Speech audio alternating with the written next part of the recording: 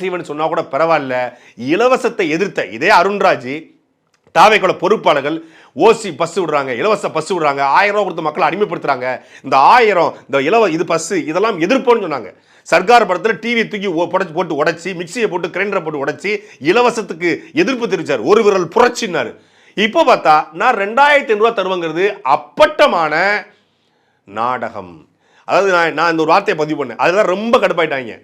அப்பா 1000, சித்தப்பா 2000, விஜய்னா 2500. அதாவது இந்த வாக்குறுதிங்கிறது வாக்கை உறுதிப்படுத்துவதற்கான ஒரு வகையான ஏமாற்று திட்டம். மூளையில் 30 கிராம் பயன்படுத்துகிறவங்க கூட 1300 கிராமில் 30 கிராம் பயன்படுத்துகிறவங்க கூட இந்த மாதிரி ஒரு திட்டத்தை வழங்க மாட்டான். 4,30,00,000 30% நான் கமிஷனாக போகாமல் தடுத்து உங்ககிட்ட கொடுத்துருவேன்னு சொல்கிறாரு. இது எந்த மாதிரி? அப்போ தமிழ்நாடு அரசு கடன் வாங்கி இலவசம் கொடுக்குது. இப்போ நீங்கள் வந்தாலும் கடன் வாங்கி தான் இலவசம் கொடுப்பீங்களா?